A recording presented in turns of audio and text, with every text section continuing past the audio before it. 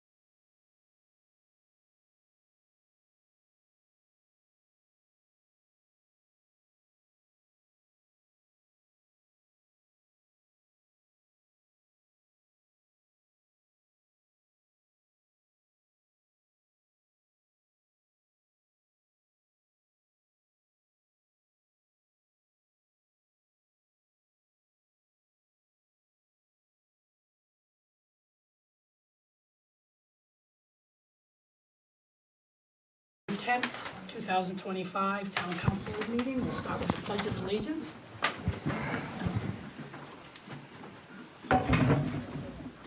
Pledge allegiance to the flag of the United States of America and to the republic for which it stands, one nation, under God, indivisible, with liberty and justice for all. Frank, can you push your microphone closer to you? I must. Is that better? Okay. Do we have a roll call, please? Mike Joseph, Here. Fran Hudson, Here. Doris LaBranche. Here. Adam Lind, Here. and Lee Trahan. Here. Do we have any disclosures of conflicts of interest? I see none. And before we start public comment, I'm just going to refresh everybody's mind with the rules. The speaker must be recognized by the chair before speaking. Since meetings are broadcast and recorded, persons wishing to speak must use the public podium and give their full name and their district or address, although a street address is not required. Comments must be limited to issues on the current agenda. Public comment on matters not related to the town's business will not be allowed, as to ensure all meetings are carried out in a productive and efficient manner, in keeping with the interests of all who attend and participate in council meetings. All comments and questions must be directed to the chair or through the chair. The public comment period is intended for public input only. Council responses are not required, and the session should not become a back and forth discussion or debate, nor are councilors required to answer questions or to respond in any manner. Councilors may take these issues and comments under advisement and may address them during the meeting when appropriate during the discussion of that specific agenda item. Per state law found in 30-A MRSA 2702, complaints or charges made against an individual employee will not be permitted or discussed in public session. We encourage complaints to address such comments by directly contacting the town manager for follow-up and review. Comments related to the following will be ruled out of order by the presiding officer. Specific situations that are in litigation, including those in which the town is a party, issues of a criminal or legal nature should be addressed with the Winslow Police Department. Personnel matters to the town manager. If a resident wishes to address issues not on the agenda, they are encouraged to contact their district councilor, the council chair, at-large councilors, or any other council member. If the councilor deems the issue appropriate for further discussion, it may be placed on a future agenda, at which time public comment will be permitted. Meetings are to be conducted with order and efficiency. Civility and proper decorum are expected at all times to allow for the proper ability to conduct town business. Individuals are required and expected to conduct themselves in a respectful manner to everyone in attendance. Swearing, shouting, etc. will not be tolerated. And the individual who engages in disruptive or disorderly behavior that interferes with the meeting will be asked to stop. If the behavior continues, the individual may be asked to leave or removed from the meeting if necessary. And now we will open up public comment. Is there anybody that would like to speak? Go ahead. Good evening. My name is Ted Coladuno, District 2, and it's a reference to Resolution 30-2025 on the agenda for tonight. There's been a little bit of activity on the place in question, but nothing like the activity that should be taking place, a foundation being rebuilt. So we're concerned that that house is still in dangerous condition, and I don't know the owner of the house. I spoke to him once on the telephone about two and a half years ago about possibly selling the place, but he put a sign on it afterwards, and he wasn't interested in really seriously selling it. Anyway, we're hoping that this resolution has some teeth in it, and it forces something to be done to demolish this home. It's in dangerous condition and getting worse. The foundation is caving in. Now, I know there's been some cribbing, it looks like, put around the foundation, and it's being jacked up, maybe, possibly. Steel beams are in place or on the ground. But all I know about him, the owner, is the track record that he has. And He's right here. I'm sorry, we'll let him Okay. finish. Okay. Well, I've never seen him before. But all I know is about the track record that he has. We've been here in Winslow 3 years. Nothing's been done seriously to that property. And from what I understand, it's been 10 years that it's been in this condition. So we're hoping that the town is prepared to go to the furthest extent to have this home demolished and the safe place lot created. That's pretty much it. Thank you. Thank you.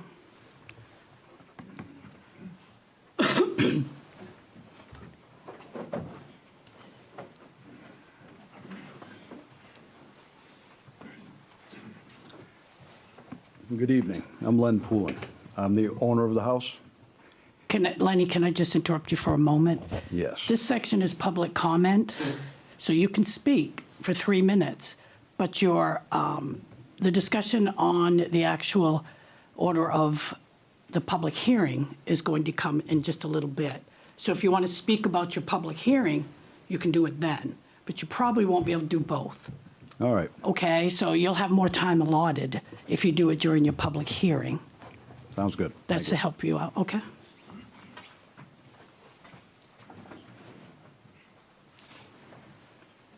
Would anybody else have anything, public comment? I do. If nobody else from the public does, I have several things. Well, let's just make sure. Okay, sure. Is everybody all set? Last call for public comment. Go ahead, Doris. First, I'd like to say Happy Veterans Day to all our veterans. Thank you all for your service. I have several things I'd like to bring up.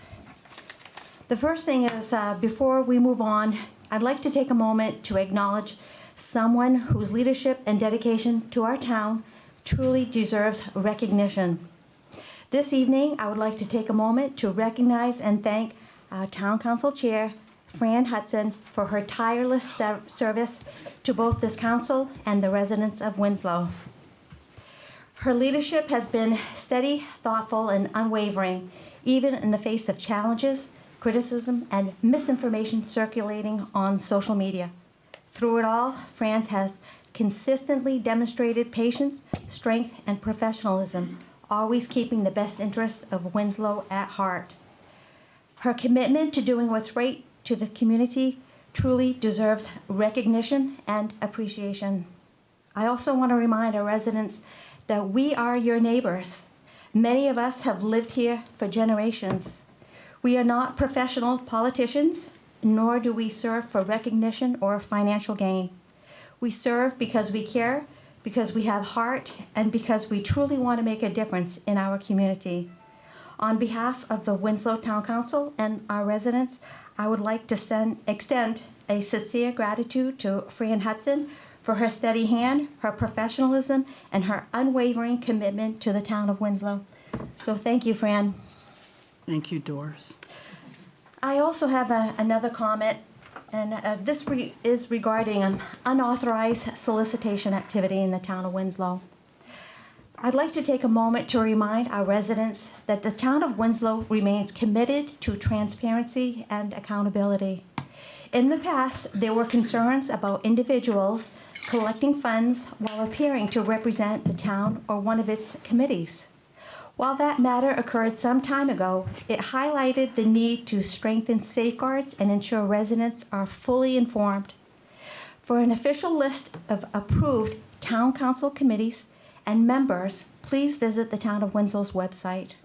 I want to emphasize that all solicitation within the Town of Winslow requires a valid permit. If anyone approaches you asking for donations or contributions, you have every right to ask whether they hold a town-issued permit and to physically view that permit. This ensures residents can easily verify which groups are recognized and acting with the town's permission. The town is taking steps to strengthen future safeguards regarding the use of the town's name, committee representations, and to protecting the public from any unauthorized use of the town's name and identity. These steps reflect our continued commitment to good stewardship and maintaining public confidence in the way Winslow conducts its business. Thank you. Thanks, Doris. Moving on, we have approval of minutes of previous meetings. Can I get a motion to approve October 14th, 2025 minutes as presented? So move. Second. And a vote. Adam Lind, Yes. Lee Trahan, Yes. Mike Joseph, Yes. Fran Hudson, Yes. and Doris LaBranche. Yes. Motion passes 5-0. Now we'll move on to the reports of committees and commissions. We'll start with the town manager's report. Good evening. I'm going to start with the election. Audra Fleury, Town Clerk and Registrar of Voters, along with Tanya and many other volunteers, successfully ran the voting polls on Tuesday, November 4th. Their tireless efforts supported thousands of Winslow residents who turned out to vote. So a huge thank you to you and all the volunteers. I know you guys were busy from dawn to dusk and beyond. So thank you again for everything you guys did that day. Literally thousands of people turned out. So it was quite a busy day. So thank you again. You're welcome. On the budget, Sherry Carver, our newly promoted finance director, has sent out budget sheets to each department head. FY27 budget reviews and workshops are going to begin soon, so we'll start doing that in December. For contracts, the town signed a contract with CAI Technologies, a company that provides GIS solutions and precision mapping. There were 3 companies that were proposed by our assessor in the CEO office. CAI was the best option. There's a flat rate for it for the town. It's at $32.50 a year. The other ones were about a half to 3/4 of that price range, except they charged for everything else that was added on. This includes unlimited map updates, deed and dimension support, and just ongoing assistance. Waterville also uses CAI technologies too. So I know Vanessa and the group in the assessor's office, they're excited to stick with that company. KV Cog, the Kennebec Valley Council of Governments, we entered into a short-term contract with them to offset the needs at the CEO position, the code enforcement officer position. Jeff Drew, who's been a longtime regional code enforcement officer for KV Cog. He works out of Madison. He supports a lot of communities. He's going to be coming in and actually supporting us. He already started about a week ago. That's offsetting the work that our interim CEO in the back there, Chief Murphy, who wears about 30 different hats, is also doing. So thank you to Chief Murphy for stepping up and doing what he's been doing. And thank you to Jeff for supporting us from KV Cog as well. For Public Works, Sunset Heights, contract bidding actually just started this week. So we're looking at 4 weeks of bidding, and then we'll know who's going to be taking on the role for that work at Sunset Heights. So we're excited to see what's going to come from that. Next week, we have a bid conference going on. I believe it's on Thursday. So that's going to give us more information on what's going on. The town is also waiting for Pike Industries to finalize their previously agreed on 1-year contract extension. That's for paving throughout the town. And the town is also working with legal regarding the concerns over Vassalboro defaulting on their sewer bills. To summarize it, there's approximately 200 residents in Vassalboro who are connected to our sewer services. And at the moment, the town is kind of on the brink of whether or not they're going to default on bills. So we're working closely with Vassalboro on that. For general work, the Winslow Junior High School, as everybody knows, has been fully taken down. There is debris all over the place, but they're cleaning that up. In the process of that, the contractors actually did a phenomenal job. They were able to salvage pieces from the 1928 date stone, the Winslow High School stone slab, steps, and bricks. I think we're going to end up with a lot more bricks than people anticipated in the beginning. I know we've had a lot of feedback and residents reaching out, whether it's former faculty, people that are retiring, individuals that actually want bricks as a momentum from that building. So we're going to work with them and figure out how we're going to do that and execute it. The bridge on Garland Road has opened. I think anybody driving down there figured that out about a week ago. We were also surprised to hear that, so that's good that that's finally open. Finally, the dangerous building process. So we've been working with legal to standardize the town's approach to handling vacant buildings that are deemed dangerous. Tonight, obviously, with the public hearing for 17 Marie Street, it's been prioritized on this list. At the moment, we have approximately 12 vacant properties that we're looking at that are made this priority list for dangerous buildings. So as we work with legal, we're finalizing the steps that it's going to take for us to actually go through this process, and we'll just take it from there. Thank you. Thank you. Through the chair. Yes. Mark, I'd like to just clarify, being a former trustee member on the Vassalboro Sanitary District, I'd just like the residents to know that the only thing in common with the sanitary district and the town of Vassalboro is only by name. There's no actual connections whatsoever between the town and the district, so if for some reason the entire district were to go belly up, the town has no legal obligations. So it's not as simple as just going after the town. Right. Yep. Thank you. Thank you. Do we have any more reports to be heard tonight? Can I have a motion to approve all reports as presented? So move. Second. And a vote, please. Lee Trahan, Yes. Mike Joseph. Yes. Fran Hudson, Yes. Doris LeBranch, Yes. and Adam Lind. Yes. Motion to approve all reports passes 5-0. Next, we move on to tabled business, old business. Ordinance number 072025, an amendment to Chapter 181, Peace and Good Order, by incorporating additional provisions as outlined in the attached documents. I believe this is For the encampment, the camping ordinance that we did the last meeting. Can we get a first?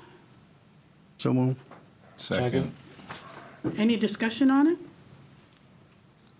And a vote, please. Mike Joseph, Yes. Fran Hudson, Yes. Doris LaBranch, Yes. Adam Lind, Yes. and Lee Trahan. Yes. Motion passes 5-0.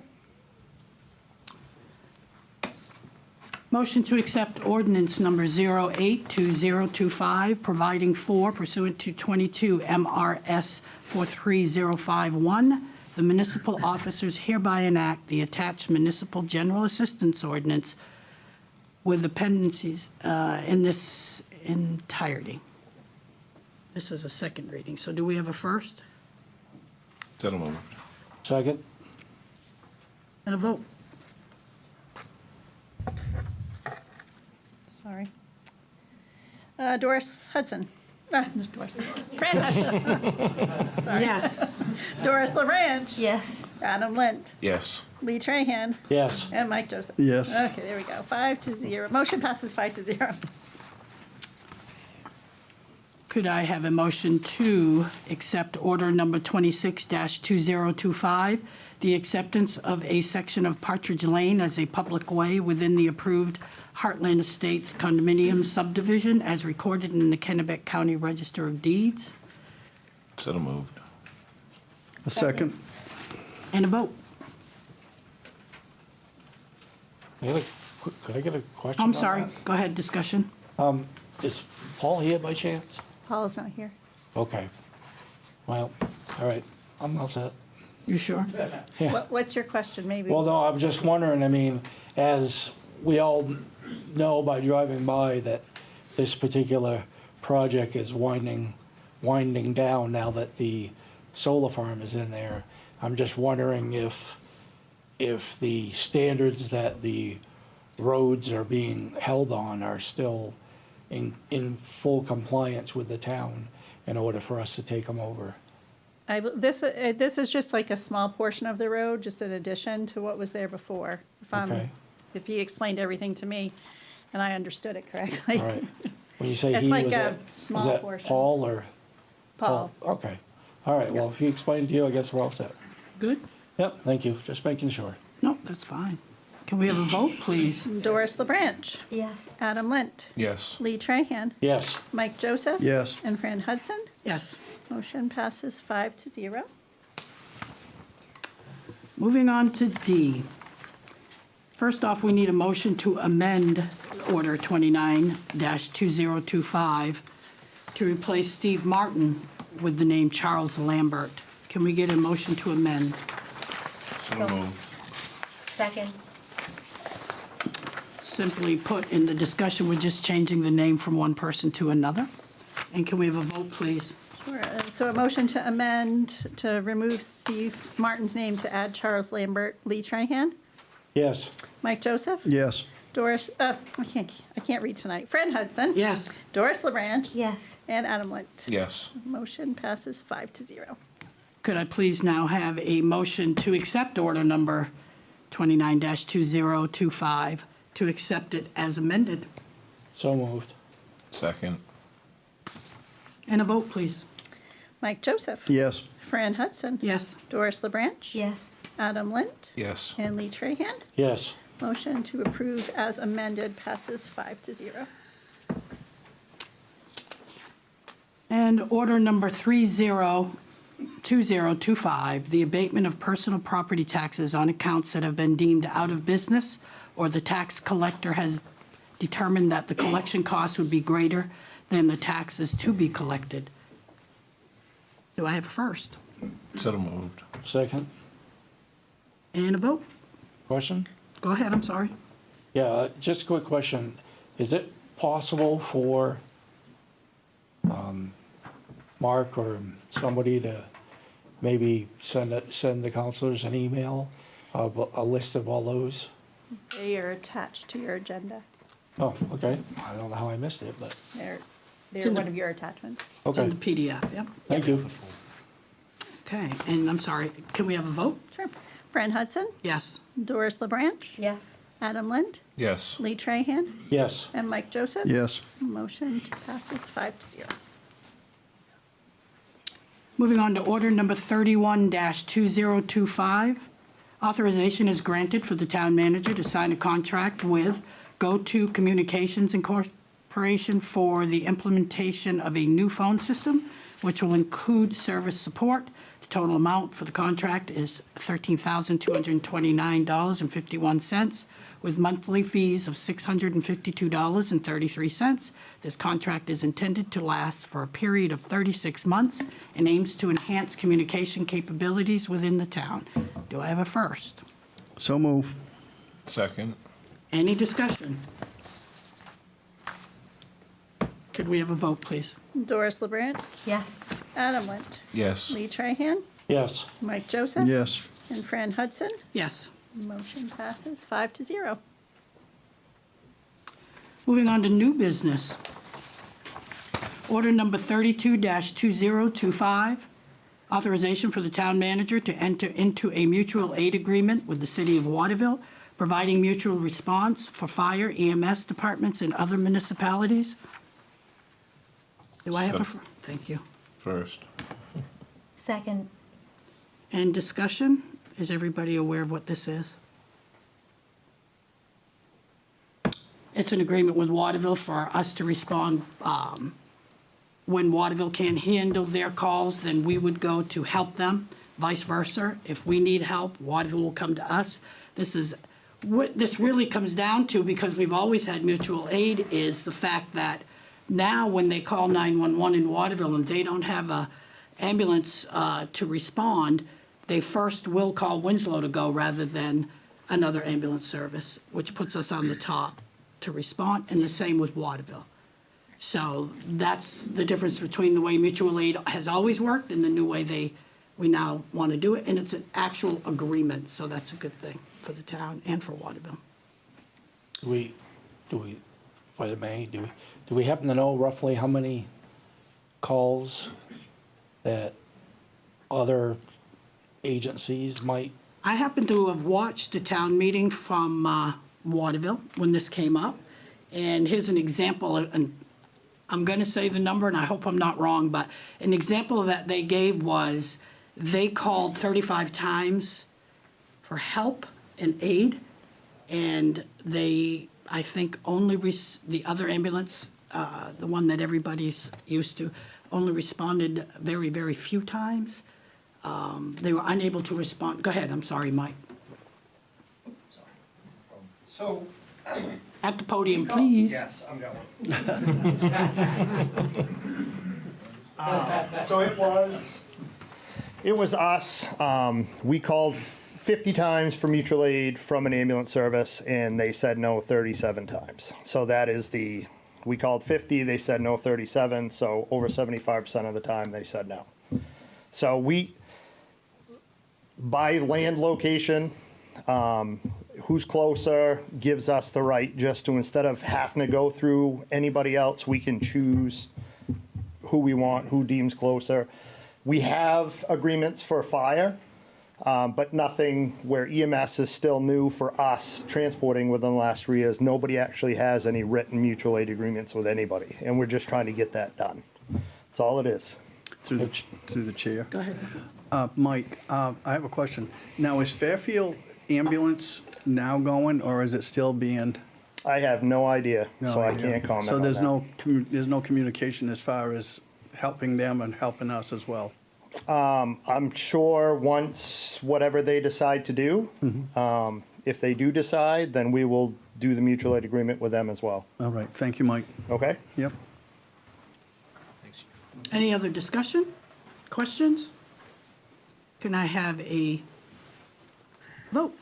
Adam Lind, Yes. Lee Trahan, Yes. Mike Joseph. Yes. Fran Hudson, Yes, and Doris LeBranch. Yes. Motion passes 5-0. and can we waive the second reading So move. Second. and a vote? I can't write that fast. Okay, sure. Sorry, I'm so sorry. Who was the first, Adam and Lee? Was that? Sure. you fir- Yeah, okay. Yeah, sure. So a motion to waive the second reading, Adam Lind, Yes. Lee Trahan, Yes. Mike Joseph. Yes. Fran Hudson, Yes. and Doris LeBranch. Yes. So motion passes 5-0. Moving on to resolution number 29-2025. The town council shall appoint 5 qualified voters who shall comprise the districting commission. That doesn't sound right, but anyway. The districting commission shall thoroughly evaluate and file with the town clerk a report containing a recommended plan for adjustment of the council district boundaries that complies with the specifications. That's what I said. Okay. Outlined in section 905C1 and 2 of the town charter, ensuring a comprehensive and informed assessment of our districts. Do we have a first? So moved. Second? Do we need some discussion? Yes, please. Go ahead, Lee. If I may, we were discussing this on the Charter Review Committee, and I know Audra was here for taking minutes for that, but could, Audra, you let us know, I mean, I believe there's some specifications that spell out something about 10% of one district to another district, something along those lines? Correct, yeah. Okay, and do you know how long ago this was at least looked at as far as the 10%, not necessarily a full commission? Well, I've always looked, in the 2.5 years that I've been doing this, pulled up the numbers to see what the difference is, and it's very close to the 10% or under. But according to the charter, you're supposed to do a full commission to figure this out every 10 years. And I can't find the last time it was done. It's been over 24. Before 2001 or 2. It hasn't been done since then at the full capacity, so. It is more, each district shall contain as nearly as possible the same number of inhabitants as determined according to the latest federal decennial census, but districts shall not differ in number of registered voters by more than 10% of the voters in the smallest district created. So, Well, then, I think Steve and I figured it out. We're 33 voters off from that 10% when I checked a few months ago. Being within the 10%, under, over? It was over by 33 voters. So this is really, it has to be done because does. the charter states it has to be done every 10 years, so we need to form a commission to do that. Yes. okay. I just was looking for some clarification from Audra about when that was last done and if that 10% was in fact a hard number. It is. And there's some other, outlying issue, how we can get those districts to work, but we'll work through that with the commission. Yeah. Once the commission. Through the chair, a question to Town Manager Mark. Didn't you come up with a number the last time it was done? Was it 23 or 24 years ago? That credit goes to Steve. Steve? That was 24 years ago. 24 years, so I think we're That well we overdue. have found on our end. We can't find any indication that it's been any Yeah. sooner than 24 years ago. All right, thank you. You're welcome. And if I may also say that the reason why I had brought that up in the Charter Committee review was because of District 2, at some point in the past, they had moved the boundary for District 2 to actually come across the Sebesticook River, come up Halifax Street Hill, and actually go down Halifax Street to the last house is 61, which is across from the old Bilodeau's garage at the bottom of Hullowell Street, which I just seemed a little funny that you'd have a boundary crossing a river and going into a whole nother section of town. But I thought it would be nice if we could look at that and try to push that boundary back across the river and maybe adjust them a little bit so that it could be a little bit more of a equal, not so much by voter, Referendum, what's that? referendum. Well, not so much a voter referendum, but just to get it so that neighbors are in the same district with other neighbors and not, quite a distance away from others. Imagine that's my district. So when I had to go collect signatures to get on the ballot, Yeah. I just went and knocked on doors all the way down the street. Then I get told there was a bunch of them that didn't qualify for my district, and I said I was on Halifax Street coming off, Yeah. how can that one little line right there, that one side street? Yeah. No, that belongs on the other side of the river. I'm like, Well, okay. it's kind of like Clinton Avenue. You have the south side of Clinton Avenue and, And then across the street now, yeah. yeah. Yeah, Yeah, and that's one of the kind of, the boundary lines has to be the center line of the street. So it can't be like, oh, this is all on one district if it's on the same street. it's So interesting. it's going to be hard, I think. Yep. So Thank just to make it clear that this is to form a commission of people, residents, who would like to be part of figuring out the districts and how they should be or shouldn't be. So that's what we're looking for, volunteers for this commission, if we can get this resolution passed, which we have to, according to the charter. So can we get a first? You, Adam and Lee already did. We already did that. We already discussed, so can we get a vote? Lee Trahan, Yes. Mike Joseph. Yes.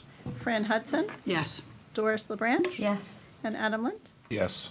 Motion passes 5-0. And I'll just say, if anyone out there wants to be appointed, I have the applications. I can email them to you. I believe they're on our website. I'll double check that tomorrow, make sure that they're all there, and then you can submit them to me. And if that don't work, just reach out to a counselor and let them know you're interested. Okay, thank you. So now we move on to resolution number 30-2025, declaration of dangerous building and a nuisance at 17 Marie Street, Winslow, Maine. This is a public hearing. And do we have a first? So move. Second. And the discussion can start now?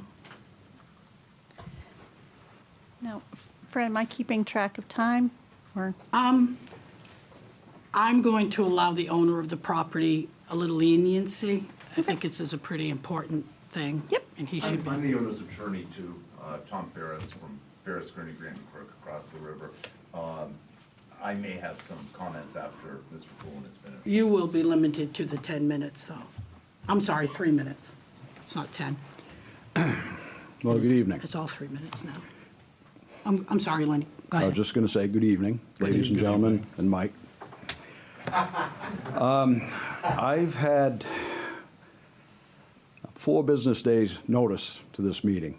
I was served by the sheriff on the 3rd. It was the first correspondence I've had throughout, I guess, 2 prior town meetings discussing my building.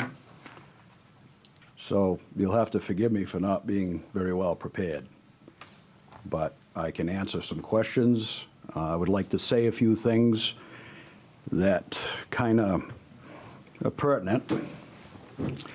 So since, I want to say 2 or 3 code enforcement officers ago, I was asked to board up the rear foundation of this building that was cracked and caving in. I've owned the house probably a decade and never had any complaints. We mowed the lawn, did what we're supposed to.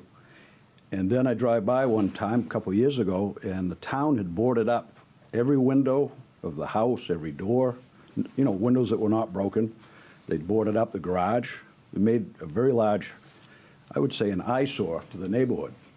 Prior to that, you didn't know that house was any different than any other house on that street. The backyard is completely surrounded, so a lot of these observations by one of the neighbors, that was amounts to crawling through my backyard and trespassing. The property's been posted numerous times, and my property's been trespassed on by town officials without my permission. I'm open to a phone call. Every time I got a call from the last code enforcement officer, I met him there, just like the prior one. I received correspondence. I acted on it right away. I was asked to get a permit for construction, which said that with that permit, I'm allowed to work on my building at my leisure, which I paid that fee. I just feel that I'm getting, some bad PR. Again, one of the neighbors says, oh, I could smell mold. Mike, when we opened up the house that day with the former town manager and the fire chief, did you see any mold inside there? No, sir, I did not. In fact, I even took a meter. I'm so sorry. I'm sorry.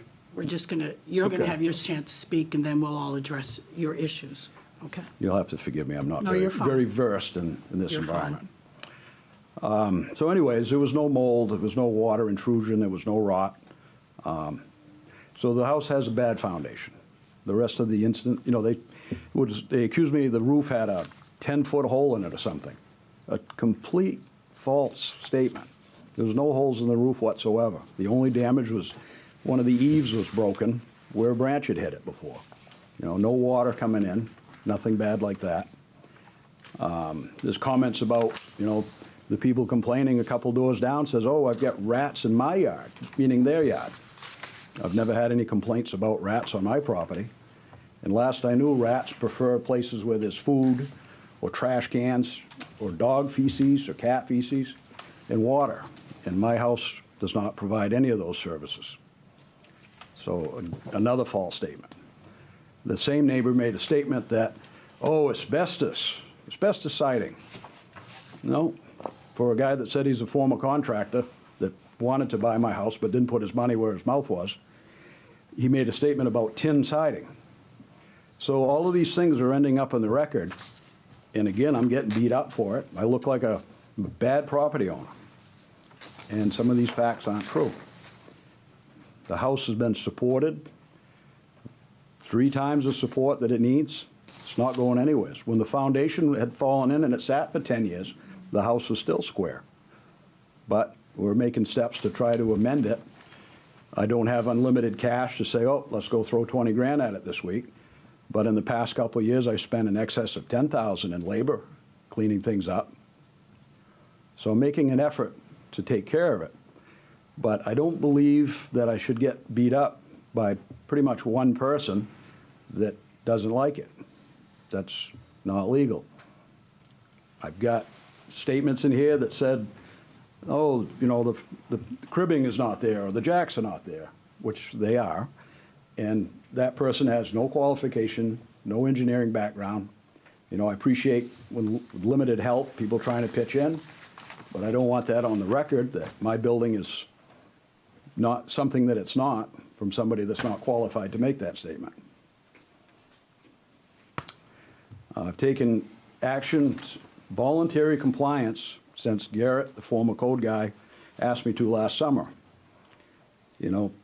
It's almost like there's a personal attack on me. I've heard comments about, well, he said it tonight. He made comments about my track record. Who's he to talk about my track record? It just seems very unfair, especially considering if you take a ride around town, there's a lot of properties that probably are not as nice as mine. Are there any questions that I can answer? I think if there's questions, they'll come later, if there's any, but this is the public hearing for you to speak on, whatever you need to speak on. Then we'll present everything, and then we'll see where we go from there. How's that? I'd like that. I would request that if there's any decisions that are going to be made tonight, that I can postpone this, because again, I've had 4 business days to prepare for this. Even my counsel is not prepared. That's kind of not a nice way to do it. I just wanted to say one thing. When you keep repeating that, you need to understand that agendas are posted 7 days prior to any meeting. So you've had the same amount of notice as everybody, which is 7 days at least for the last meetings that we discussed your property. That was posted 7 days in advance. You got it the same time everybody got it. So I apologize, but Yeah, that, the prior meetings, I don't read the town of Winslow reports to see what's up on the agendas. So, you know, the tax bills end up getting sent to me, okay? You know, it can do the same thing with any of these other meetings that come up. It'd be appreciated. That's all I have to say. thank you. Thank you. And before you speak, can I please, I'd like to get, which I should have started with anyway, to see if we can't get our Chief Murphy up to speak, so you can provide a little bit of a history on the property. Everything. No, no. Oh, yeah, I know. No. So everything that's been going on has been going through Garrett. I understand I'm not qualified, however, there are industry standards. Whether an engineering degree or not, it's an OSHA standard. So having the jacks there, that was great, but there was no cribbing until of late, before the letter went out. So, I mean, that's industry standard for cribbing once you jack it. Rules from OSHA and ASME are right here. So yes, I agree. I'm not never said I was an engineer, never said I was the best code enforcement or unqualified or whatever, but there are standards to follow. And the last time I looked at it, there was 2 jacks and no cribbing. So and we've been following this through Garrett. There was multiple times where he was asked for a timeline. I mean, I have it right here. Sail around the chimney. October was to excavate the rear foundation. November, begin interior remodeling. Spring, remove and replace siding, replace windows and doors.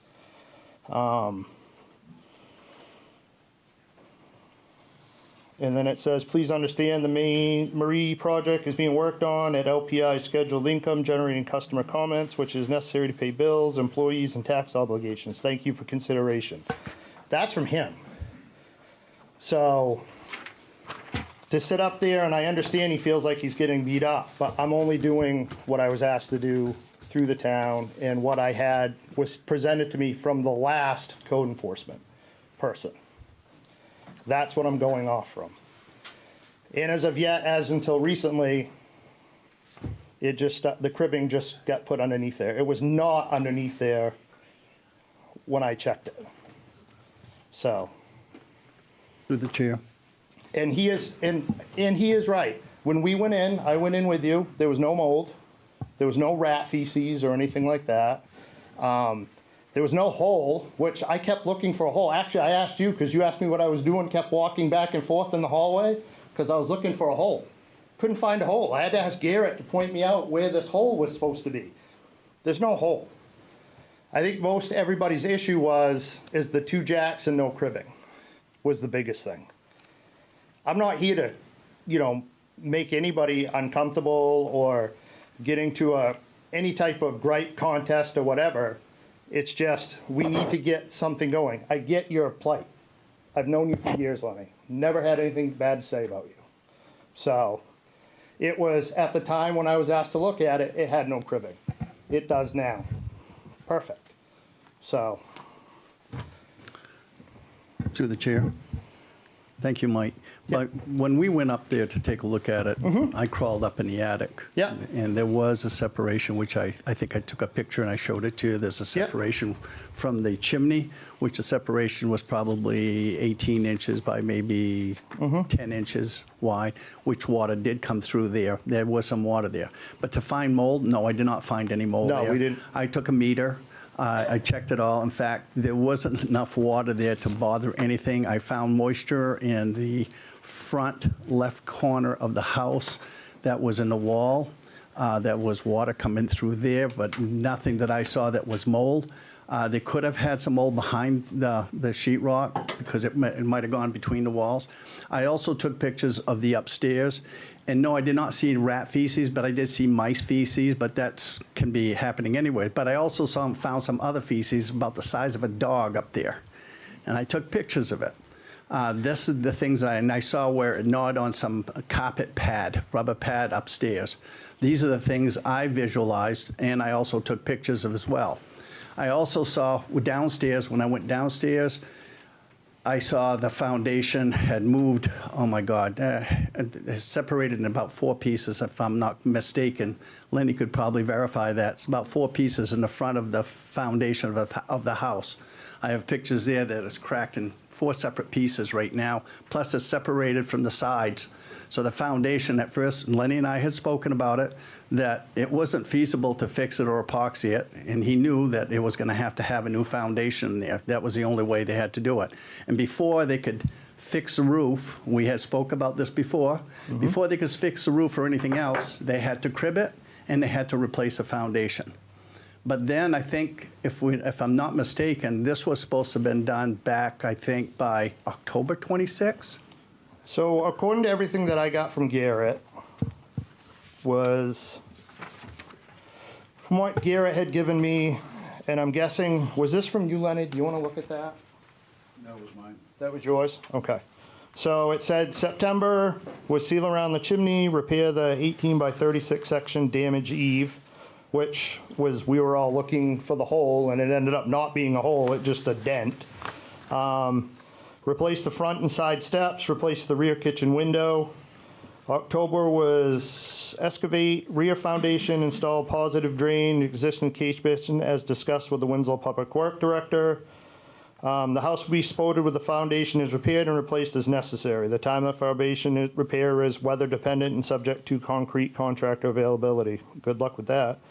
And begin interior remodeling in November, and then spring was remove, replace siding, replace windows. And that is it. Oh, sorry. And the first thing that was going to be done was erect continuous security fence around the work area, and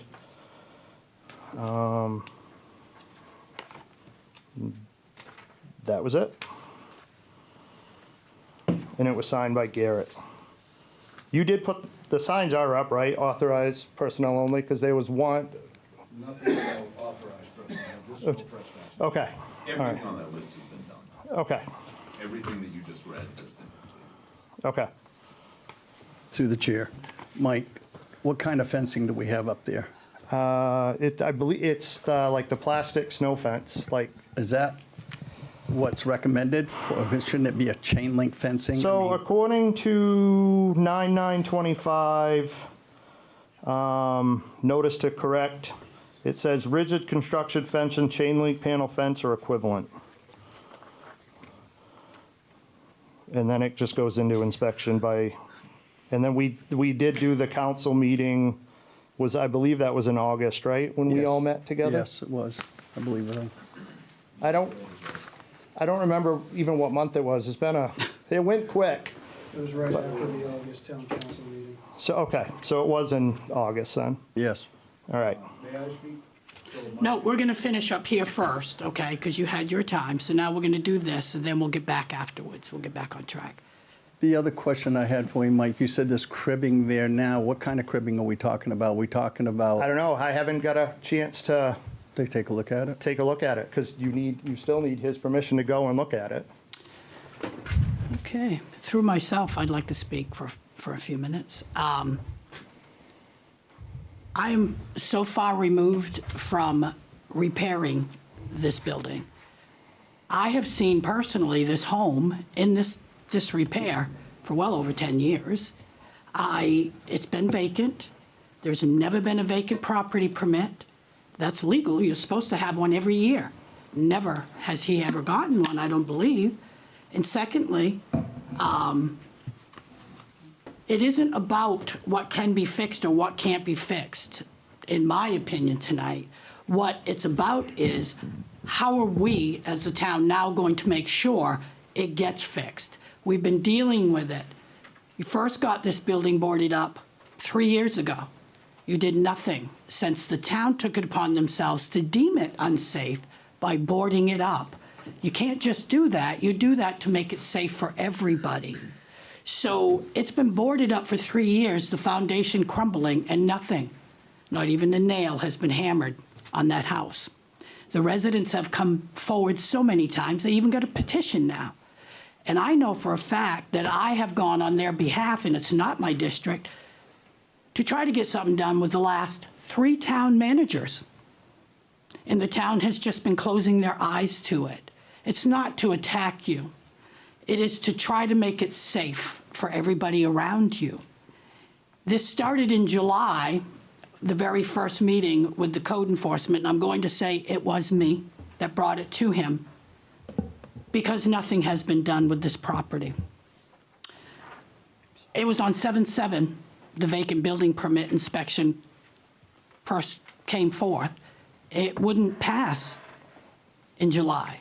You couldn't even get a vacant building when you did an inspection. You can't get it because it was deemed too unsafe. But nothing was done to correct it in July. And then we had a town council meeting on August 11th to bring it public, thinking that might help try to move this to the point of where something needs to be done, not said is going to be done. So we've all been hoping, because nobody wants to take someone's home, nobody wants to force anyone to do anything. We do have a big, big obligation to make it safe. There is no wall on that foundation on the opposite side of the house. There's none at all. I don't care if you got 12 jacks under it. That is very unsafe for anybody, homeless, children, anybody to go anywhere near there. Doesn't have to be the whole house caves in, any part of it. So it's, to me, not about what you can fix, not about timeline for fixing, because we've done all that. And it's been 10 years waiting. And to me, it's giving you a time frame to get it done, or we go the legal route on getting it done. So to say that you haven't been given enough notice, the only time that you've ever reacted to what the code enforcement said you needed to do was the day before our meeting. Not the month, the day before.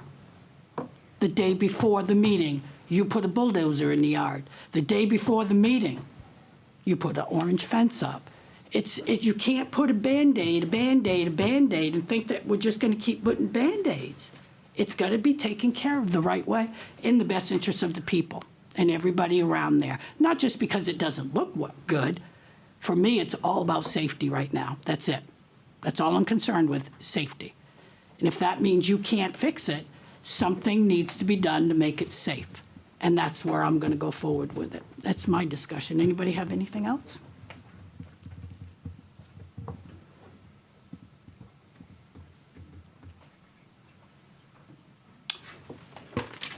So what do we have? We have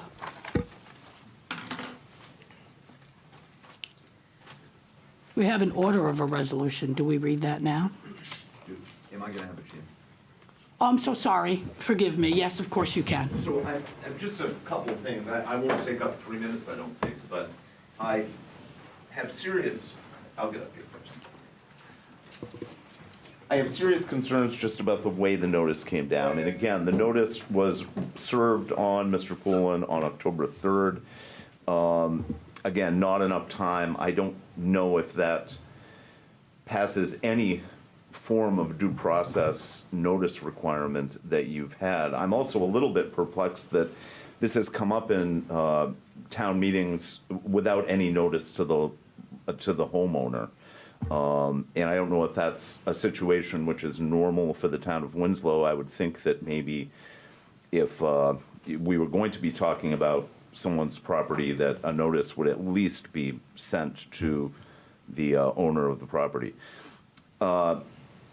Beside that, I just want to respond to a few things that you said, Ms. Hudson. The idea that no nails have been put into this project is frankly just not true. The fire chief just gave a list of things that were required to be done. All of those things have been done over the past several months, every single one of them. So the list that he went down through, the fire chief, in terms of, fixing the chimney, the gap near the chimney, all of that stuff has been done. Garrett would tell you that he's satisfied with what Mr. Poulin has done up to this point. Garrett would have been here today. He had a meeting in another town.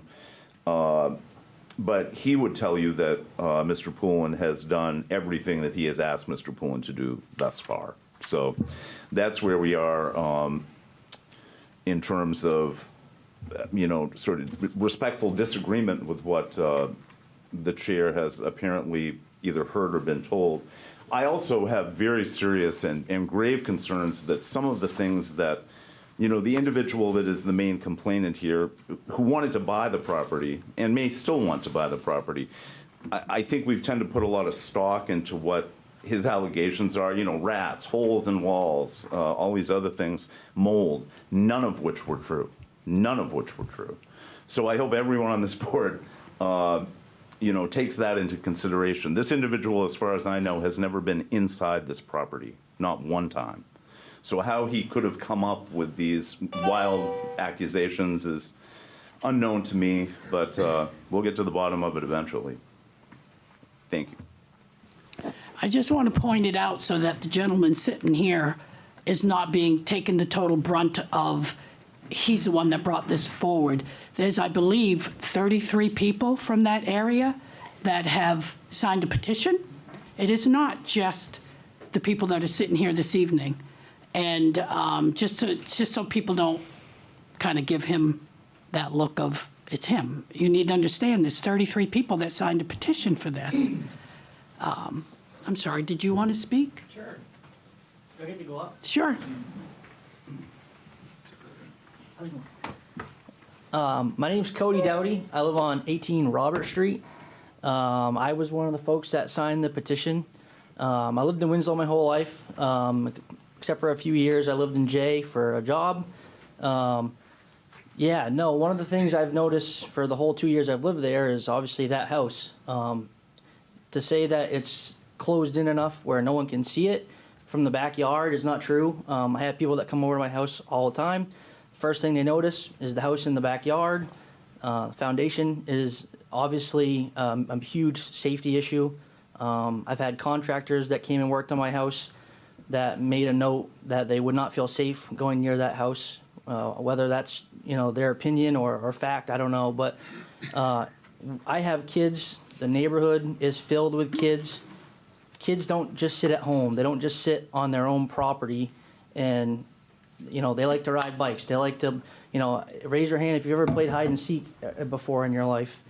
Kids will run around the neighborhood. I hope they do. There's lots of women in the neighborhood. There's several I know that are pregnant that will have kids, and hopefully they want to stay in that neighborhood.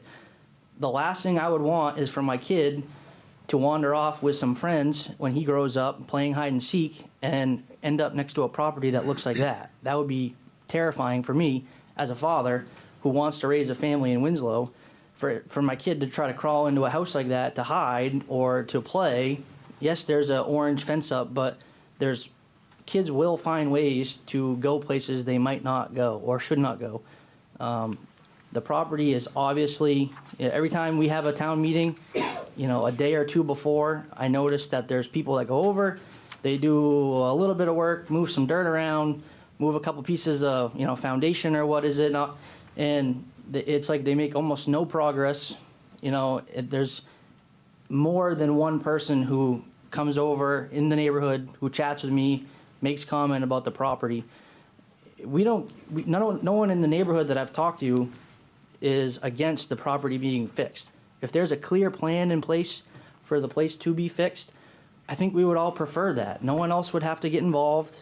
It would be perfect. But if there's not going to be progress and the place is going to stay the way it is, which I would deem to be very unsafe, I would not want anyone that I'm related to go near the property, then we would like the town council to do something about it, and I think that's genuinely what's trying to be done. That's all I got. Thank you. Through the chair. Yes. The whole point for doing a dangerous building process is because the issues have been going on for so long that it has been deemed a danger to others. I've driven by the house, and you can see through the front of the foundation into the backyard. I'd even have to stop my vehicle and you could see that. Again, I want to acknowledge this. I know it probably feels personal, Mr. Poulin, but with all due respect to your attorney, to say that everything on this list has been done is quite honestly not true. It's completely and utterly false. The biggest thing, we're beyond rodents. We're beyond holes in the ceiling. The biggest concern I have is the fact that numerous plans for attention on fixing this property revolve around repairing the foundation. I could care less about rats or raccoons or mice or anything else that's going on in the property. When we're looking at buildings and properties here in this town, if we're gonna look at a priority list for buildings that are deemed dangerous, it starts with something like a roof caving in or the foundation in disrepair. In numerous reports from our former CEO and then with our interim CEO, when you look at the property, it is in disrepair. That is an extreme concern of ours.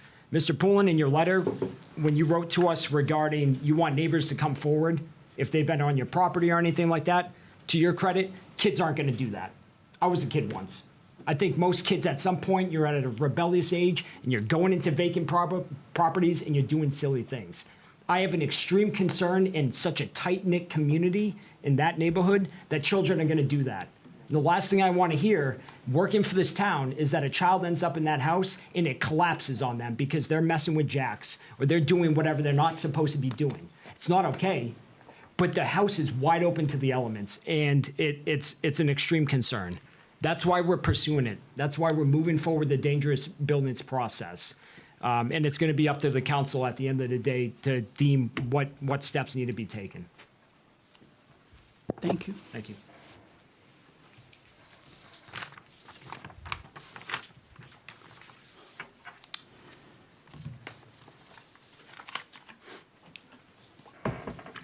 Are we to discuss what we want to see happen?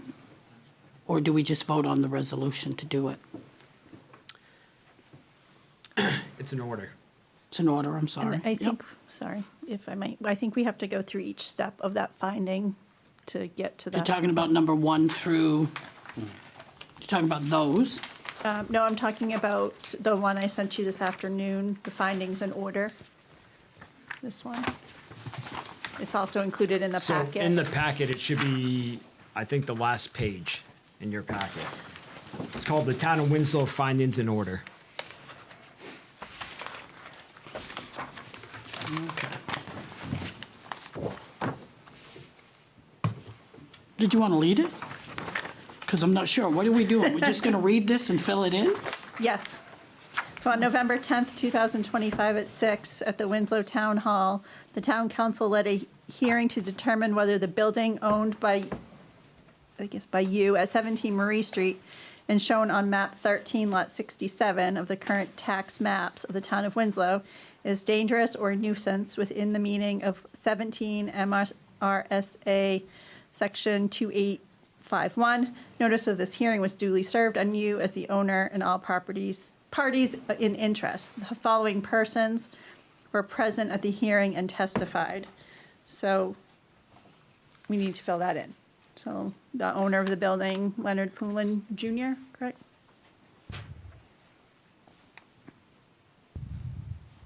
If I may, for Claire Clara, it says up there at the meeting that was at the Winslow Town Hall. That should be, Thank you, Lee. I'll change that to council chambers. And who, Michael Murphy testified? Is that, I don't want to add words to what you guys want, but tell me what you wanted to say.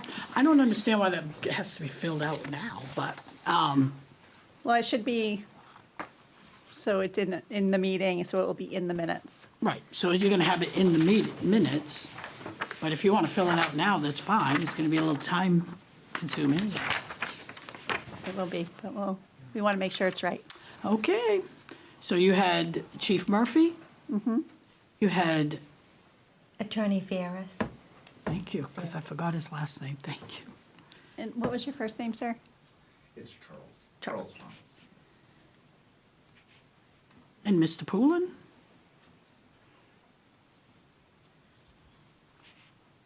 Oh, goodness. Ted's name, but I don't know how, you have to spell your last name. He's right. It's Colandunno. Thank you. Oh. You want Cody's name? Is, Oh, yes. Yeah, it's Cody, C-O-D-Y, Doughty, D-O-U-G-H-T-Y.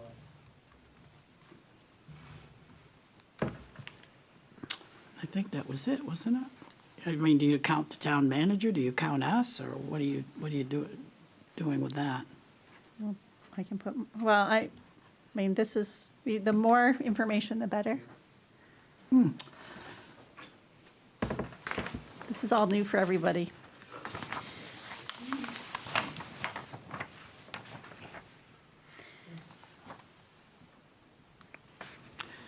And I think the following evidence that was presented, you can use the packet that we all received. Yep.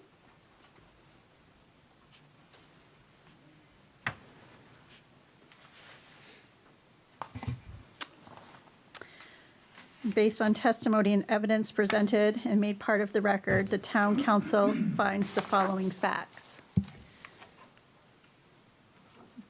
Well, is that something we vote on? Are we individually right, or? So what are the facts that you are determining that this is a dangerous? Dangerous and Building. and a nuisance within the title of 17 MRSA, right? That's what we're here for, so that's going to be what we're finding. And what makes it a dangerous building in, Lack of a foundation would be one, I would imagine. And not proper fencing. No proper fencing.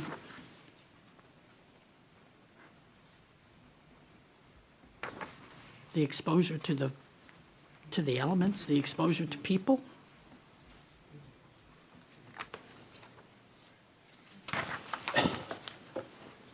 And I would really think that it's probably also based on the fact that I don't believe he can get a vacant building permit, which is needed to have a vacant building in the town of Winslow. So lacking a vacant building permit should be probably on there. It's on one of the first one from Garrett. That's everything that's the Title 17 MRS. What are you talking about, Mike? We can't hear you. Mr. Pullen has a building permit. Hold on. A vacant building permit, not a building permit. Vacant building, he does not. And he was told by the CEO. That's to get a great, building but permit. he needs a vacant, he was told incorrectly, because if you even look it up, you need to have both. Oh, yeah, well, I'm just saying that's not Right. what he was. So, yeah, so no, there is no So- vacant building permit. According to the letter you guys were asking about, what Garrett has it listed out on legal basis for action, main dangerous building statute 17 MRS 2851.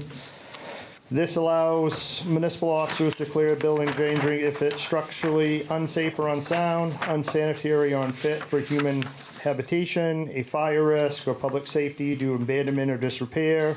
If declared dangerous, the town may order the property to be repaired, secured, or demolished, hold a public hearing after proper notice, and recover costs by assessing a special municipal tax lien. That was dated July 7th is when he inspected it, and it's signed by Garrett. So he failed the vacant building permit, is that what you're saying? Yep, and Yeah, it so he says doesn't have local one. ordinances, and then recommend next steps to clear the building dangerous under MSR, 17 MSR, schedule a public hearing, issue an order, repair or demolition. If non-compliance persists, proceed with immediate securing, court-ordered demolition, and it lists all the, and it's signed by Garrett. Right. So there is no vacant building. He's got a building permit. They are two separate. That was what the code enforcement officer told my client. I understand that, but he's not here to say that either. Whether he told it or not, that's hearsay Which in is a way. why maybe we should do this when my client has had more than 4 days which is why we're doing it tonight, because we feel we've given him enough time. Thank you, Mike. Audra, where were you? Okay, I just want to make sure I've got this right. Based on the foregoing findings, the town council concludes that the building or structure is dangerous because it has a failing foundation. Oh, yes, it's a failing foundation. It also doesn't have, it can't meet the requirements to get a vacant building permit, which is the maintenance part of having a vacant building. So failure to have a vacant building permit. It's also structurally unsafe. If you look at the list that Garrett had. Unfit for human habitation. Fire hazard.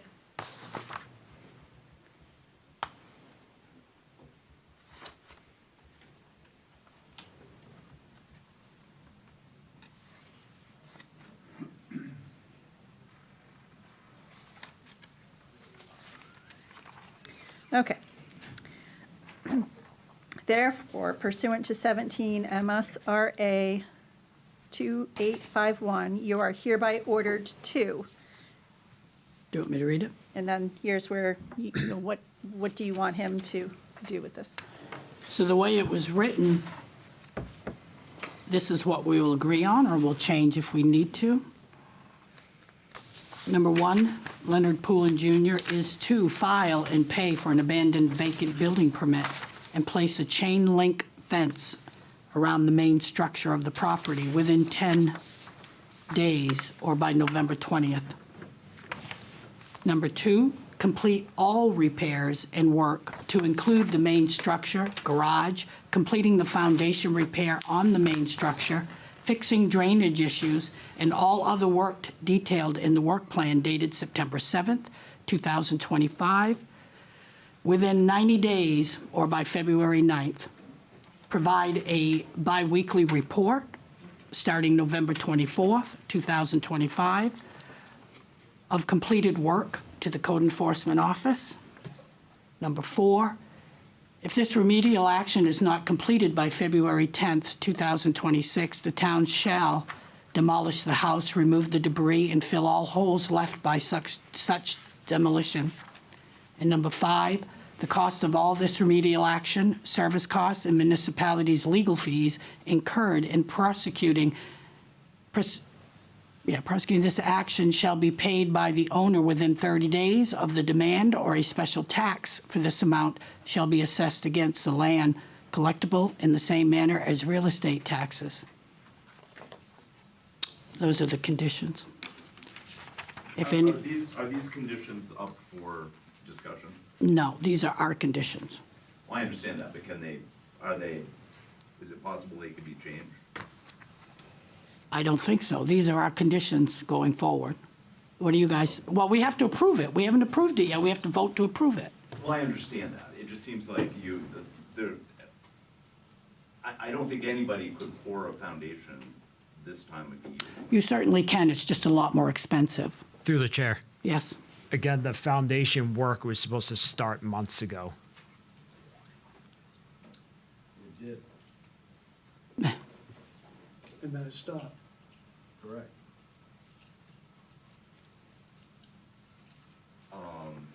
Could you go to the podium so everyone can hear you, please? Well, If you're gonna, So I just don't want my client put in a position where we've got deadlines that are impossible to meet due to the weather, due to just the time of year it is. So I would ask that we perhaps extend the 90 days to 180 days. That way we're into the spring and he would be able to get some of these things done.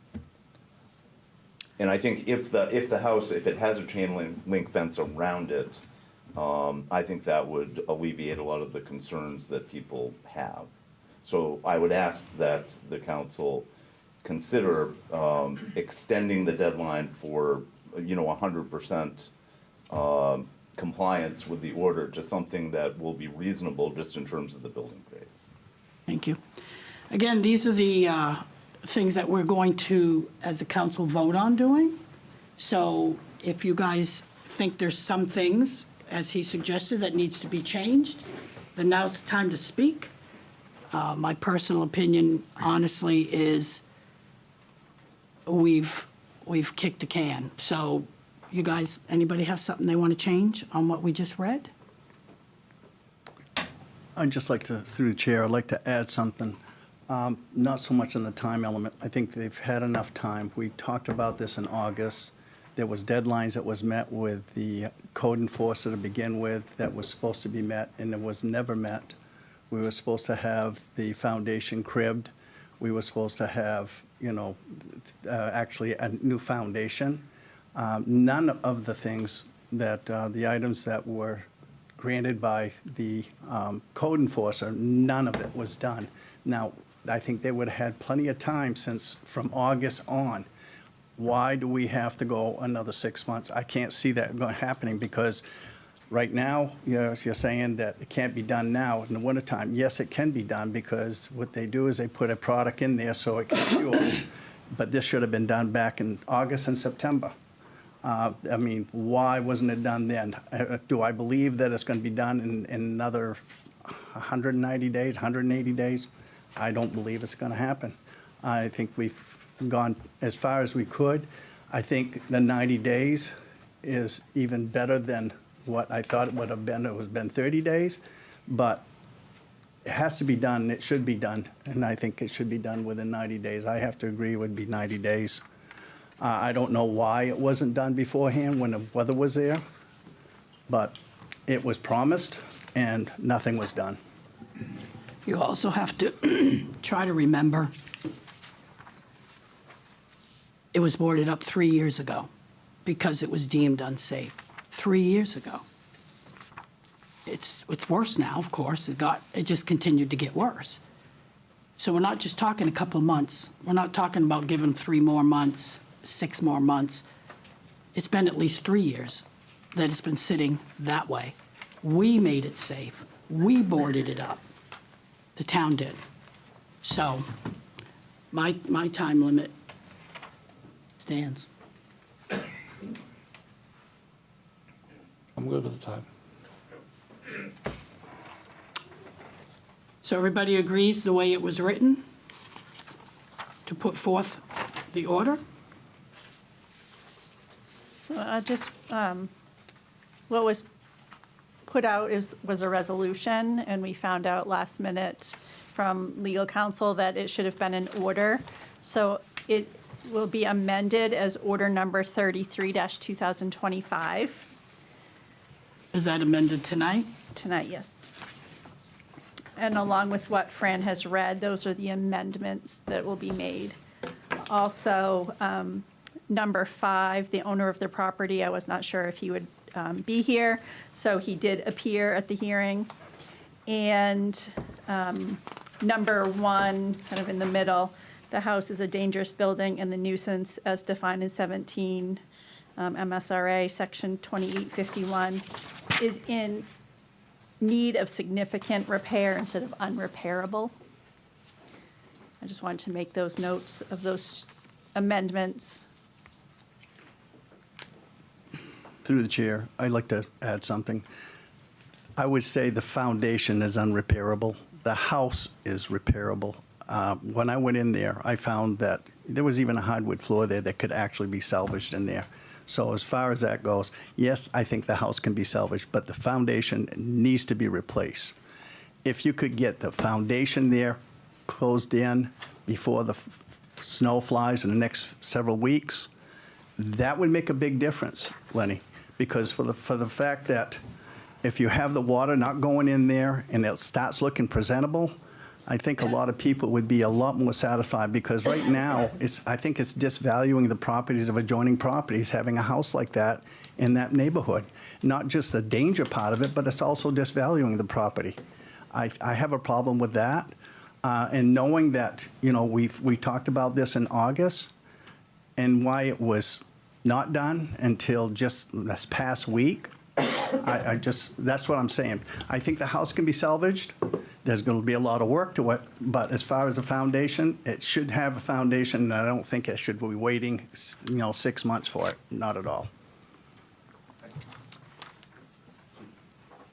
Yeah, I keep hearing the term, I guess, and it is confusing to me as well, why I keep hearing that the house is not able to be repaired. And I don't know if that's something that needs to be amended from what the chair is reading from, because she says that the house cannot be repaired. She said I it didn't several read times anything today. about that. Okay. I never read Audra anything about. I think Audra said that it was in, or could be repaired, or was in. We had it, the posted online resolution said is unrepairable. We have changed that to, we're moving the word unrepairable, Okay. adding need of significant repair. Very good, yep, that's great, thank you. Thank you, Audra. It was a very last minute changes, so. And I definitely think, I think I'm with Mike, if the foundation was underneath it and things were starting to move along, if the house was empty and vacant, didn't have water or power, I mean, that's no big deal. But if the foundation was underneath it and we got some fencing up reasonably quick, I mean, I think we could definitely work with you and make something, as long as it becomes safe in the next, Through the 90 chair. days. What sort of a time frame? Can you repeat the time frame for the 90 days, 10 days for a fence, the chain link fence? fence. Chain link, 4 foot, 6 foot? It has to be 6 feet. Minimum 6 foot. 6 foot, 6 and it foot has to be chain link around the whole fence within perimeter. 10 of the- days, and then what is the time frame for the foundation again? 90 for the completion of everything. Is there a possibility that we could do 90 days for the completion of the foundation, 10 days for the completion of the chain link fence, and then talk about perhaps an extension for the rest of it, for 180 days? At least that way, in light of what Councilor Lint just indicated, I mean, I agree. I think if the building was on a foundation, if you had the fence around it, that ought to allay any concerns about danger, and then it would give Mr. Poulin an extra perhaps 90 days. And again, going back to the 180 days for complete completion. But if he had 90 days to do the foundation and the chain link fence, and then another 90 days to finish the other projects, I think that would be more feasible for him. I'm sticking with my thoughts of 90 days. The foundation needs to be done within 90 days. The foundation. Correct. Right. But you had also said that the rest of it had to be done. Everything needs to be completed. But he Yes. just got done saying he's already finished it all. He finished the list of things, other than the foundation, he did take care of the things that Garrett told him to take care of. Then that should be done. Then all he needs to do is the foundation, correct? No, there are other things. There were things like windows that you, That was in his work order, but you just said he finished all that. no, the things that the chief were talking about, the things on the letter that Garrett had given. I to saw the work order. I know Right. what you're saying. Okay, okay. Those are the things that He he didn't did. do. Okay, okay. Mr. Pullen, can you explain again, can you go through the list of things that you have done?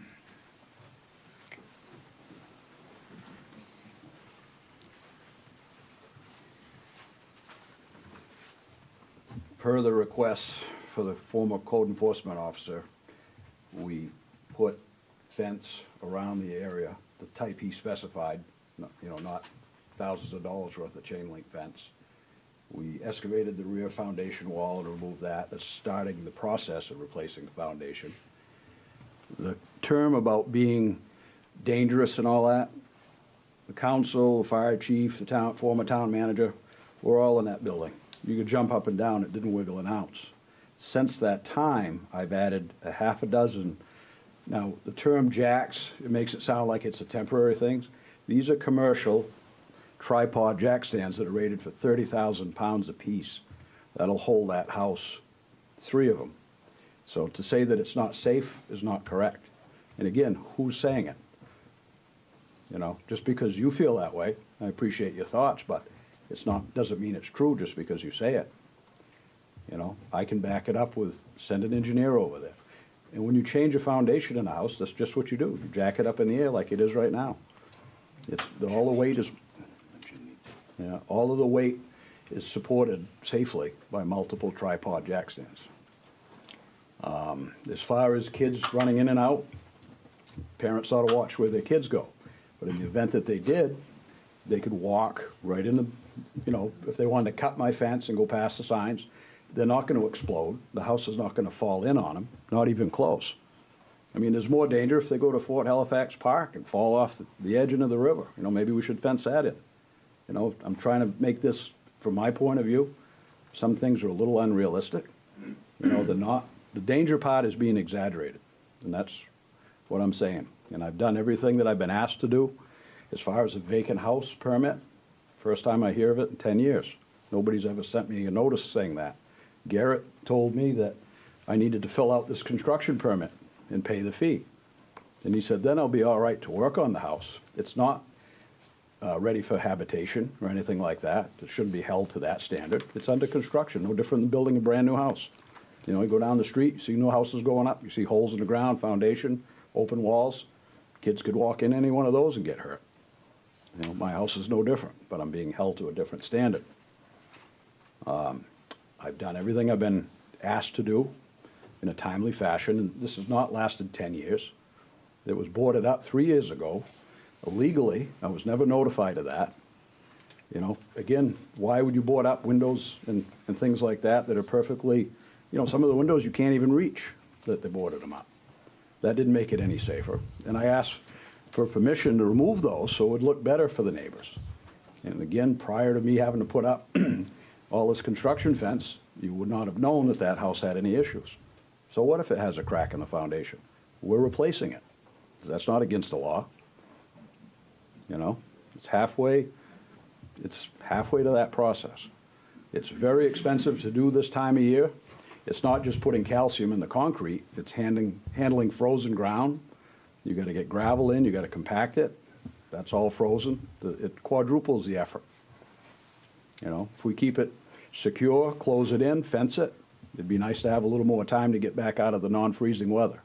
That's my one request for what you're proposing that I disagree with. And I'm requesting a little more time on that. We hear you, thank you. Yeah, thank you. Got a question for you, Lenny, through the chair. I got a question for you. Why haven't this been started in August when we first came up to this problem and nothing was done about it? Well, you shouldn't say nothing. Again, Well, I'm talking about the foundation. The foundation wasn't We've cleared. had excavator over there, we dug it out, we started preparing, we propped it up. So you can't say nothing was done. But the biggest thing, I can't just pick up the phone and say, hey, 30 grand. I don't have that kind of money. I'm struggling to pay my taxes. Yeah, we know. All right, Lenny, thank you. So, anybody else have anything they'd like to say? Are we going to vote on each item individually? No, we're going to vote on the order itself Okay, the entire. to move forward with everything we just discussed. And Audra, because you have so many amendments, I'll let you go ahead and figure that all out. Okay, I'm just going to go through this one more time. So it's an amended order number 33-2025, a declaration of dangerous building and nuisance at 17 Marie Street in Winslow, Maine. That according to this hearing, November 10th, 2025, the municipal officers have made the following findings of fact. That Leonard Poulin Jr. is the owner of the real property located at 17 Marie Street, and the deed which is recorded in the Kennebec County Registry of Deeds, Book 13647, page 056. That there is no mortgage holder listed at the Kennebec Registry of Deeds as of November 4th, 2025. Notice of the hearing was properly recorded at the Kennebec Registry of Deeds, November 5th, 2025, book number 15548, page 279. The property located at 17 Marie Street has been unoccupied for decades. The current owner has only recently begun to make measures to address the safety concerns associated with the building. However, these efforts have inadvertently increased the risk as the structure has been placed on jacks, further compromising its stability. The owner of the property did appear at the hearing, so there is a change there. I was not sure if it should be did or did not. Based on the foregoing finding of fact, the municipal officers have made the following conclusions of law. The house is a dangerous building and nuisance as definition to 17 MRSA Section 285 and is in need of significant repair. It is resolved by the town council that based on the foregoing findings of fact and conclusions of law, the municipal officers hereby order Leonard Poulin Jr. is to file and pay for an abandoned vacant building permit and place a chain link fence around the main structure of the property within 10 days or by November 20th, 2025.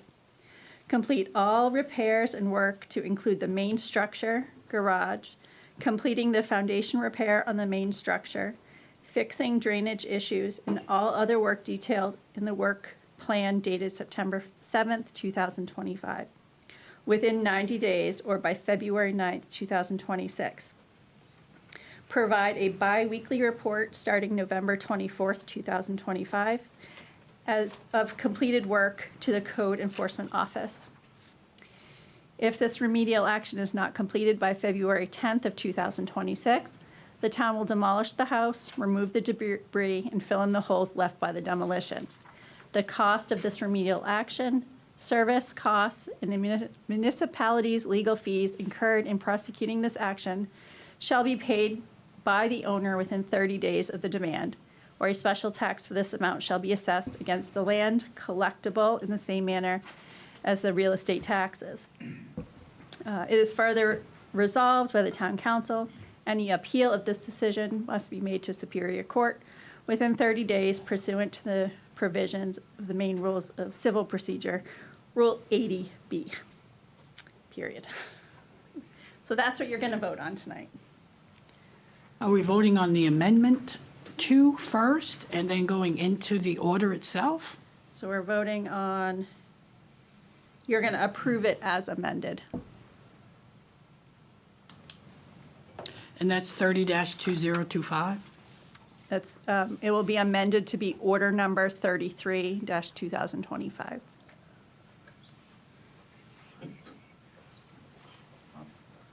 And then we have the findings and order. That will be a separate document attached to this one. So what are we voting on first? Oh, wait. Before anyone votes, I just, a question. We keep bringing up all repairs, and is there a list of repairs? I mean, that just seems kind of vague. Everything that he's needed to be done to this house has been presented to him. The code enforcement has filled out many. Do you have a list? Do you have a list? You can for him? contact the town. He should have a list as well, but yeah, we do. He can contact the town. He can contact the town to get it. Okay. But they are all very orderly, structured directions by the code enforcement on what he needed to do in the time frame and everything that needed to be done that the code enforcement found when he went to do a vacant building permit inspection. And again, with 4 days to prepare, I found out I was going to be here yesterday. So, you know, pardon us for not having all of that information. I certainly don't have it myself, and I understand what you're saying, but that was all given to him back in July. gotcha. All of that So information was to him in July. I will just reiterate, if we could, in terms of the foundation and the fence, I understand within 90 days. If we could get a little bit further than 90 days on the all other repairs, it would be very helpful. I think you'd end up with a nice structure on the property. So moving forward, let's put it Do I to, have a motion to approve order number 33-2025 as amended? first. Second. Please second. And we had discussion. Do we have any more discussion? Vote, please. Mike Joseph, Yes. Fran Hudson, Yes. Doris LeBranch, Yes. Adam Lind, Yes. and Lee Trahan. Yes.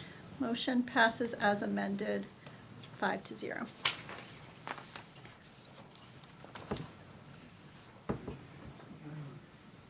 Do you want to waive the second reading? This is is this an order? This is now in order. I would like to waive. Everybody in agreement with waiving second reading? Yes. Yes. Okay, so who seconded that? Doris, was that you?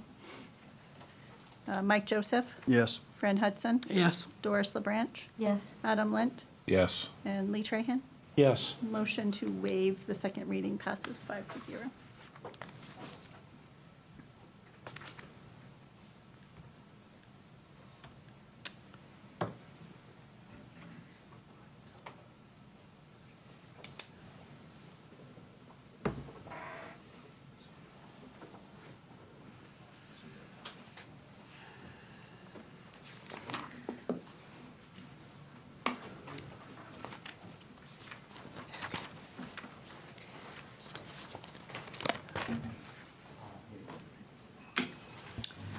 Done with that one? I think so, Okay. for now. We're going to move on to discussion items, reducing zoning setback limits, and that's Mike Joseph. Yes, so for that discussion, as it is right now with our property lines, as it is right now in areas like rural or anything like that, we have 20 feet from property lines that we cannot use, yet we're paying tax on it. We have 10 feet property lines in like Sunset Heights, Dunbar Acres, which you can't put a building on, but yet you can still put a fence right on the line. I think if we would change those, this is up to you people, and at the council as well, I think if we change that, I think it would give us more opportunity to do more with our land. Like, let's say in town, from 10 feet to bring it to 5 feet. And as far as rural or designated areas like myself, I would think 10 feet would be better than 20 feet. At least, we're paying taxes on this, and we can't even use that land. I think 10 feet would be more than enough, especially in a rural area. You can get a vehicle around the property if you don't want to get onto the other person's property. I don't think it'd be infringing on anything, and I think it'd give us a little bit more use of our properties that we have. And some pieces of land are very, very small. In some of the areas, I mean, they got lots that's only an acre. And for that fact, somebody wants to put storage buildings there, and they can't do it because it's a 20-foot setback. I mean, we're losing 40 feet. That's quite a bit of property. So this is what I'm bringing up to you. And I mean, I think this is a good idea. I think that's why I'm bringing it up to you. I think it'd be more feasible, and I think it'd be more useful for the use of that property.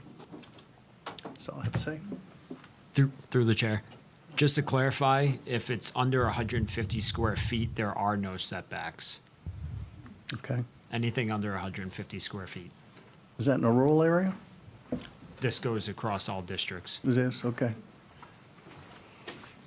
The other thing you got to be careful about with that, Mike, too, is if any of your land abuts any CMP right-of-ways, there are setbacks for them that are mandatory per the voltage, Yep.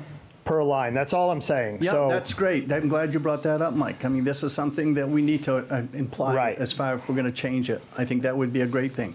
But I mean, that's not all of the properties. No, and I'm just bringing that up because we No, just that's a ran great idea. into that with people want to do some stuff with their land. However, because they're right beside a CMP right-of-way, per federal law, per the voltage, it has to be more than 20 feet, more than 30 feet, unfortunately. What is it? Do you know, Mike?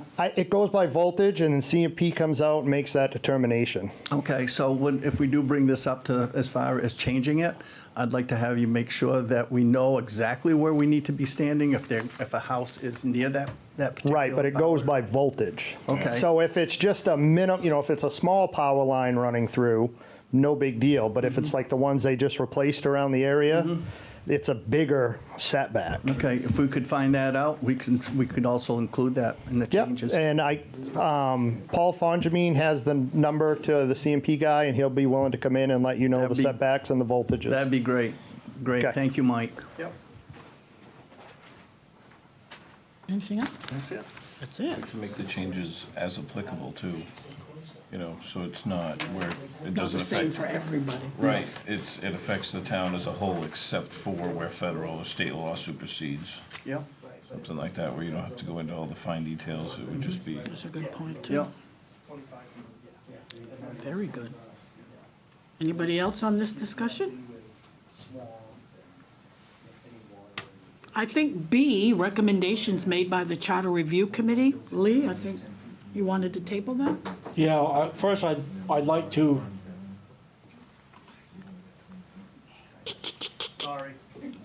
First, I'd like to apologize to the rest of the committee that I was on, Charter Review Committee. At this time, I'm not fully prepared to present the discussion that we came up with for the charter review, and I'd like to table it till next month.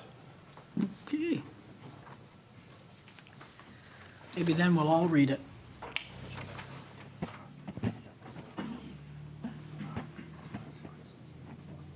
No, you could add that. Next one, that's a discussion item. Okay, you gotta have it on the agenda. C, fees, charges to council members for official request. Doris.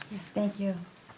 As a member of the Winslow Town Council, I am proposing to waive fees for requests of materials related to performing town council official duties. At this time, town council members, such as myself, am required to pay for fees as members of the public when requesting information such as FOIA requests, any type of listing, not for business cards, but I did pay for my own business cards. As an elected official, council members act in official capacity when requesting information, and these materials are sought to support municipal governance, not for personal or private use. This request seeks to waive such fees for council members when the information requested is directly related to official town business. So basically, what that amounts to is, as a council member, if I want any information from the town, I have to pay for it, just like any member of the public. I don't believe council members should have to pay for information that is related to performing town council matters. So since this is a discussion, I just wanted everyone's feedback on what their thoughts were. Through the chair, if I may, real quick. My only concern with that is it still takes time to process these requests. So there's the time, and there are the fact that there are office materials being used, whether it's paper and everything else. And I know that might seem like it's not a lot, but without this sort of checks and balances in place, I can see potentially maybe a misuse of these resources if there is no cost to it. So that's my opinion on the matter. I could go either way, but Right, I did speak with legal at MMA, and they said it was basically up to the town council. Okay. And if for some reason the town officials felt that it was being abused, then I would certainly recommend reviewing that again. great. Thank you, Doris. I agree with Doris to an extent that you don't overuse what you're asking for, you don't over-ask, and you're not asking for unnecessary.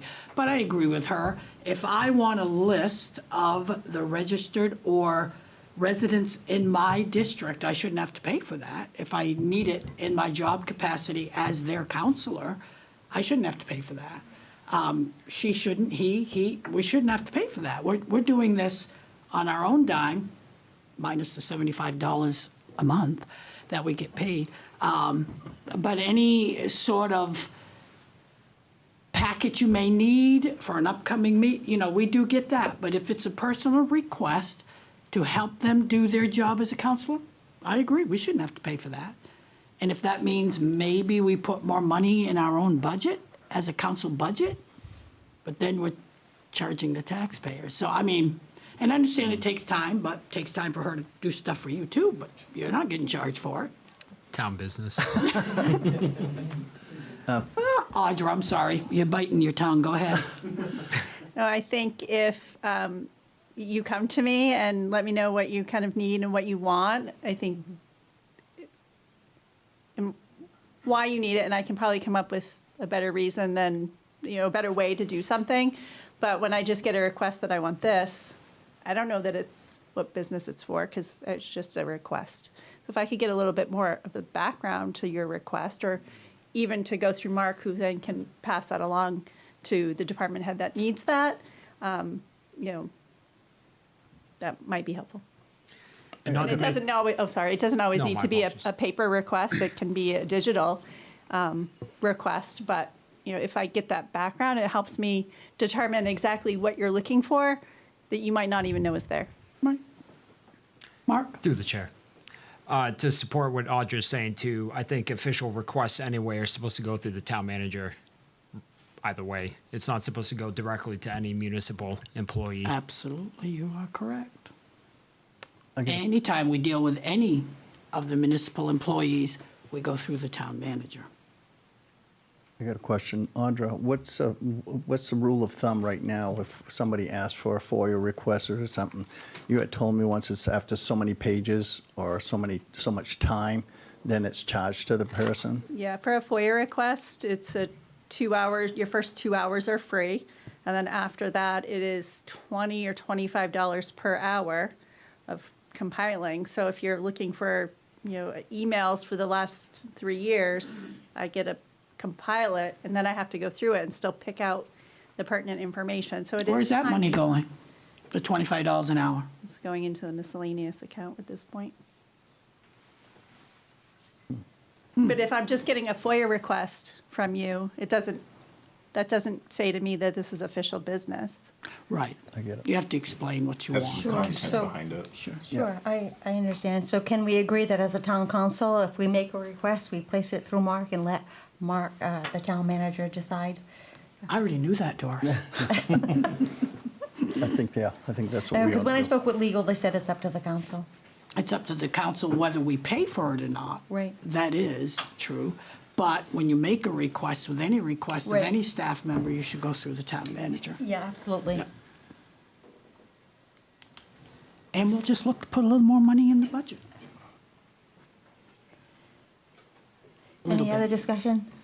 So can we agree that if we do need some information regarding what we do for work every day, we go through the town manager, and the town manager can decide whether or not fees are to be attached or not?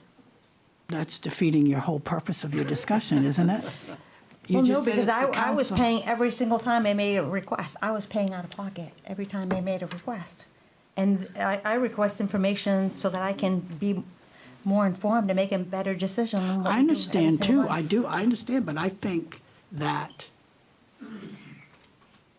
it's up to the council whether or not we have to pay for it. You gotta put your request through the town manager, but it's not up to the town manager to say whether you have to pay for it, it's up to the council. And I think that would have to be some sort of a resolution or order or something. You can't just say, let's do it. Audra? When I spoke with If it's an official request, not just, hey, this is what I want, then I would think that there would be no fee for that. But if in the past, I need this FOIA request, I need these emails, or I need, I want this, I don't know, it's been an official request. Got it. So I think if we go through the proper channels, through Mark, as an official request for town information, then I don't see why there would be a charge. But just because you're asking for something doesn't mean that you're doing it as an official capacity, Right. unless we are made aware of that. Okay, so basically you want me to make my request and include that it is for official business? I think that would be helpful, and it Okay. should go through Mark. Perfect. That makes it clear. And maybe we should add a little bit more money for the town council budget, so we don't pay for our own business cards. Conversation for budget workshops. Are you finished with that discussion? Yes, I'm finished with that. Anything else? Yeah, we have adding a per diem. Per diem, not pre diem. No, it says That's a typo. per diem, pre-diem, whatever. Yes, I spoke with 3 different website designers, and after speaking with them, they will be sending me some additional information, but I don't believe it's going to actually require a position. They're going to provide me with different prices, a price to start redo our website from scratch with what I'm hearing is very, very reasonable. A price for maintaining our current website as is, just polishing it up some. And a price for our Facebook page to help reduce some of Audra's workload, should we decide to even take any action at all. So I'm waiting for these 3 designers to get back to me on prices. What they have told me over the phone and what they're willing to put in writing are maybe 2 different things, but what I'm hearing is very positive and very inexpensive, and I think would benefit the town a lot. It'll be interesting to get your prices. And this would help Audra. Yes. And from what Audra told me, that each of the program managers, they maintain their own page, so that would give like Chief Mike Murphy time to focus on putting out fires and not dealing with the website, and each program would focus on. Chiefs usually do. I will. The chief does, yeah. If Yeah, I so- could also say, though, that if you are doing all these things, who's providing this information to the website designers? Well, that's part of, they would have to give it to the person, So or that- whoever we choose, so. The department head would still have to reach out to somebody to have them make the changes? Correct. Yeah, it'll be interesting to get some prices. We could all use a little help with that webpage. Yeah, and right now, our website looks like there's about 150 pages. It's It just is very hard to difficult navigate through it. navigating, and I know it's a lot for Audra to maintain, so it doesn't hurt to get some prices on either rebuilding or maintaining what we currently have. Through the chair, I definitely agree with you, Doris, that the website needs to be looked at and cleaned up. I mean, we've just over the course of the last week or two, we've found errors and things that have been up that should have been removed probably 3 to 5 to 15 years ago. So it's definitely due for a checkup and getting cleaned up. Well, if I may, I mean, I know we revamped that entire webpage just a few years ago, and I really thought there was some upkeeping and keeping track of what was relevant and what was irrelevant. And I thought we had a contract to deal with some of that stuff. There's no contract to update it. We manually, we go in and update things as needed. I think there's a lot of, pages that are not necessary, and we could get rid of those. I know Amanda in Parks and Rec is diligent in making sure her page is up to date with all of her different,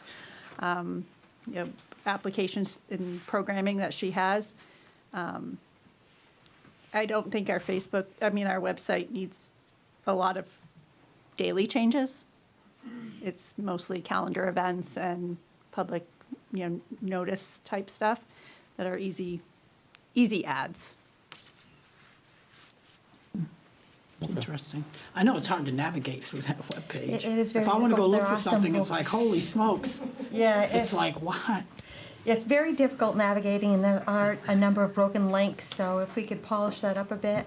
And if somebody were to let us know what those links are, I don't go Yeah. through the website every day and look at things, but if we knew it was there and we found one the other day that wasn't working, we got rid of it right away. I mean, it was easy, once we knew it was there. Right.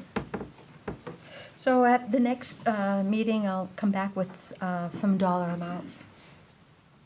Yippee. Anybody else? Geez, I think I'm going to motion to adjourn. Second. All in favor? All in favor? Aye.